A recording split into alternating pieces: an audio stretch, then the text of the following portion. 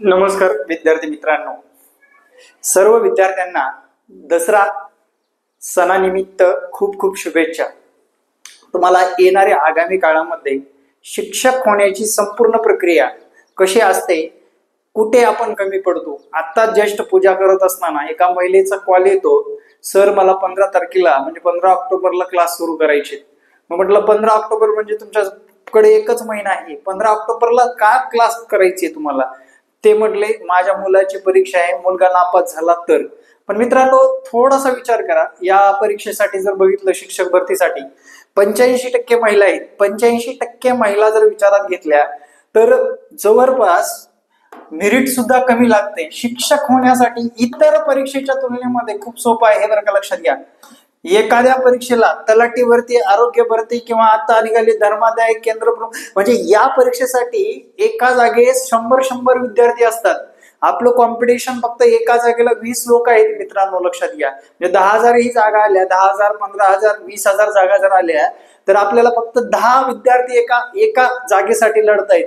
मग विचार करा, दुसऱ्या परीक्षेच्या तुलनेत आपली ही परीक्षा किती सोपी आहे। आणि याला अजून सोपं करण्यासाठी आमच्यासारखे ऑनलाईन क्लास घेतातच।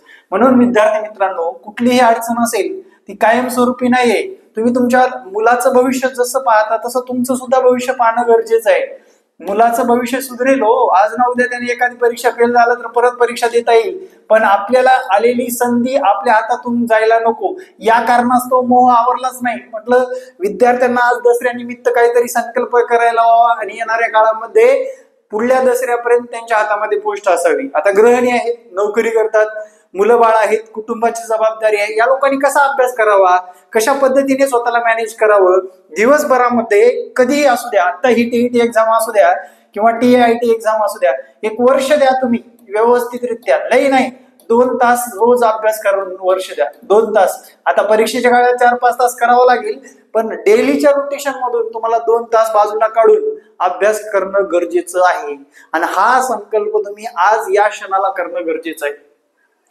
भविष्यामध्ये पुढल्या 10 वर्षामध्ये शब्द आहे, शिक्षक मिळायचे नाहीत, क्वालिफाईड वाले शिक्षक मिळायचे नाहीत।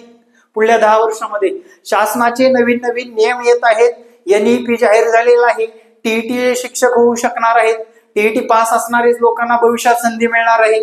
ज्या लोकांची 2011 नंतरची नियुक्ती आहे त्या लोकांना विचारात घेतलं तर भरपूर असे लोक आहेत महाराष्ट्रामध्ये, 50-1,000 शिक्षक आहेत जे की टीईटी पास झाले नाही तर सेवा मुक्ती त्यांना घ्यायला सांगितलेलं आहे सरकारने। मग या सर्व गोष्टीचा विचार करता तुम्ही आता का टाइमपास करताय, कोणत्या गोष्टीसाठी वेळ देताय तुम्ही? ज्या गोष्टीचं भविष्य अजून भविष्यच नाहीये त्या गोष्टीसाठी वेळ काढताय का? तुम्ही टाइमपास करताय का? अभ्यास करण्याकडे का तुमचे लक्ष नाही? बाजारामध्ये एवढ्या सुविधा उपलब्ध झालेल्या, घरात बसून तुमच्या मोबाईलवर क्लास बघता येणार आहे। आणि त्यातलं बघा मेरिट जर विचारात घेतलं, फॉर एक्झाम्पल कुठल्याही कास्टचा विद्यार्थी असू द्या, जवळपास 130 मार्कापेक्षा जास्त मार्क टीआयटी एक्झाम मध्ये घेणं गरजेचं आहे। 130 मार्क पडले की 100% तुमचं सिलेक्शन असणार आहे 200 पैकी। मग परीक्षेला दोष द्यायचा की आपण अभ्यासामध्ये कमी भासतो याला दोष द्यायचा, हे मला कमेंट मध्ये सांगायला विसरू नका। हो, प्रत्येकाच्या मागे समस्या आहेत, पण मी आता संपूर्ण प्रक्रिया सांगतो काय करायचं। 1ली ते 8वी या वर्गासाठी पेपर 1 किंवा 2 किंवा 1 ते 5 साठी पेपर 1 पास असणं गरजेचं आहे, त्याचं डीएड असणं गरजेचं आहे। 1 ते 5 शिक्षक व्हायचं म्हटल्यानंतर, 6 ते 10 पर्यंत शिक्षक व्हायचं म्हटल्यानंतर पदवी प्लस त्याचं बीएड असणं गरजेचं आहे। आता ही परीक्षा जर विचारात घेतलं, 150 पैकी तुम्हाला 83 गुण घ्यायचे, लक्षात घ्या। आणि ओपनचा असेल तर 90 गुण घ्यायचे। तुमच्याकडे वेळ आहे 50 दिवसाचा, पर डे 2 मार्काची तयारी करा ना सद्यस्थितीमध्ये। पुढली प्रक्रिया काय असते सांगतो।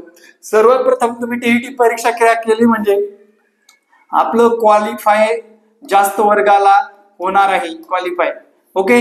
टीईटी पास, आता बीएड वाले बिंदासपणे राहतात, डायरेक्ट आम्हाला टेट एक्झाम द्यायची। अरे बाबा टेट एक्झाम द्या, पण 9वी 10वीच्या पुढे 9वी 10वी 11वी 12वी तुमचं पोस्ट ग्रॅज्युएशन असेल तर मार्क विचारात घेता, मार्क तुम्हाला तुलनेने जास्त घ्यावे लागतात ना।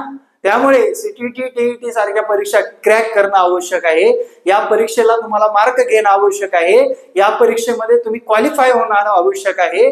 तुम्ही समस्या सांगत बसू नका, समस्याचं सोल्युशन करा. येणाऱ्या काळामध्ये या परीक्षेला सामोरे जा, बिंदासपणे जा, काही नुकसान होणार नाही. अगोदरच्या काळामध्ये ऑफलाईन जेव्हा ट्युशन राहायचे 15-15, 20-20 हजार लोक फीस भरून जायचे आणि नापास व्हायचे. आता 2-3 हजार फीस मध्येच तुम्हाला वर्षभर क्लास मिळतोय म्हटल्यानंतर मित्रांनो याचा पुरेपूर फायदा घ्यायचा. फक्त तुम्हाला वेळ काढून अभ्यास करणं गरजेचं आहे, हे आजच्या व्हिडिओच्या माध्यमातून सांगतो. आता शिक्षक होण्याची संपूर्ण पुढली प्रक्रिया काय असते बघा. तुम्ही टीईटी क्वालिफाय झालात म्हणजे तुम्हाला पवित्र पोर्टलला नोंदणी करायला सांगितलं जातं. पवित्रला नोंदणी करायला सांगितलं जातं. त्यानंतर नोंदणीमध्ये आपलं 10वी 12वी ग्रॅज्युएशन, व्यावसायिक डिग्री म्हणजेच डीएड बीएड काय झाले ते, तुम्ही टीईटी पास आहात तर ते प्रमाणपत्र, त्याच्यानंतर तुम्हाला टीआयटी मध्ये जेवढे मार्क पडले ते मार्क, ते मेरिट बेस्ड पेपर असतो. मित्रांनो मागच्या टीआयटी एक्झाम मध्ये 70-80 मार्क घेणारे सुद्धा शिक्षक झालेले आहेत, तुम्ही पाहिलेले आहेत. त्यांचा आणि विशेष म्हणजे तुमचं शिक्षण काही असू द्या हो, 1ली ते 10वी या वर्गामध्ये 1ली ते 5वी काही नाही, तुमचं शिक्षण काही असलं डीएड असणं आवश्यक आहे. कशामधून मी कोणत्याही मीडियम मधून झाला असेल तर तुम्हाला इथे नियुक्ती मिळते आरामशीर. पण 6 ते 10 किंवा 12 विषय जसे आहेत तशा जागा निघतात. लक्षात ठेवा, विषय जसे आहेत तशा जागाला निघतात. विषयाची वॅकन्सी जशी आहे तशा जागा येतात, त्यानुसार आपल्याला भरलं जातं. आता बऱ्याच लोकांचं गैरसमज आहे की डोनेशन भरल्याशिवाय नोकरी लागतच नाही, डोनेशन भरल्याशिवाय नोकरी लागतच नाही. अशा लोकांना एकच सांगेन, तुम्ही मार्क मिळवल्यावर तुम्हाला एकही रुपये भरायची गरज नाही, हे डोक्यात ठेवा. बरोबर, एकही रुपये तुम्हाला भरायची गरज नाही. त्यामुळे विद्यार्थी मित्रांनो या गोष्टीकडे जाणीवपूर्वक लक्ष द्या. या गोष्टीकडे तुम्हाला बारकाईने लक्ष देणं आवश्यक आहे, जे की आपली मार्कावर स्पर्धेवर मेरिट आहे आणि ते स्पर्धा तुम्हाला जिंकायची आहे. तुम्ही समस्या सांगून त्यातून सोल्युशन निघणार नाही. समस्या म्हणजे तुम्ही स्वतःला काहीतरी वेगळा मार्ग दाखवताय. तुम्हाला खऱ्या अर्थाने पास व्हायचं असेल तर या टीईटी सारख्या परीक्षा क्रॅक कराव्याच लागतील. याला दुसरा कुठलाही ऑप्शन नाहीये. अभ्यास करून क्रॅक करावा लागेल, कुठलाही मधला मार्ग नाही. आजच्या या दसऱ्याच्या शुभदिनी या शुभ मुहूर्तावर सांगतो आणि या दिवसापासून चांगला अभ्यास करा. पुढले दिवस तुम्हाला सोन्याचे यायचे असेल, तुमचा पगार आता 5,000 7,000 10,000 20,000 जास्तीत जास्त 25,000 असेल, तोच पगार तुम्हाला 60 65,000 80,000 1 लाख 1.5 लाख 2.5 लाख, अरे आत्ता लागलेला शिक्षक शेवटी 3 लाख पगार घेऊन रिटायर होईल. मित्रांनो लक्षात घ्या.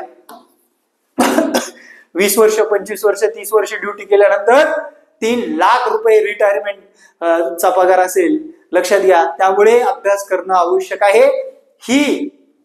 हीच ती वेळ आहे, जी संधी तुमच्याकडे चालून आलेली आहे. या संधीचं सोनं करून घ्या मित्रांनो. क्लास कुठलेही लावला तरी क्लासमध्ये शिकवलं जातं. लक्षपूर्वक आणि काळजीपूर्वक आपल्याला अभ्यास करणं गरजेचं असतं. ते क्लास घेतं म्हणजे पैसे घेतं म्हटल्यावर शिकवणं तर भागच आहे. असं नाही की बाबा क्लासला पैसे घेत नाही काहीच आलं नाही, क्लास असं होत नाही. त्यामुळे सेल्फ स्टडी विथ क्लास आणि नियोजनानुसार क्लास आपला घेतला जातो. लाईव्ह क्लास आहे, ज्यावेळी लोकांना कामामुळे पाहता येत नाही त्यांना रेकॉर्ड आहे. त्यासोबत ई नोट्स सुद्धा आहेत आणि मित्रांनो सेपरेटली टेस्ट सुद्धा आपण बाजारामध्ये आणलेले आहेत विथ विश्लेषणासहित. या संपर्क क्रमांकावर यापैकी तुम्हाला नेमकं काय पाहिजे मला व्हॉट्सअप करून कळवू शकता आणि येणारे प्रत्येक लेक्चर पाहण्यासाठी आपल्या चॅनलला सबस्क्राईब करा. Thank you very much. पुनश्च एकदा दसरा निमित्त खूप खूप शुभेच्छा. जय महाराष्ट्र, जय हिंद मित्रांनो.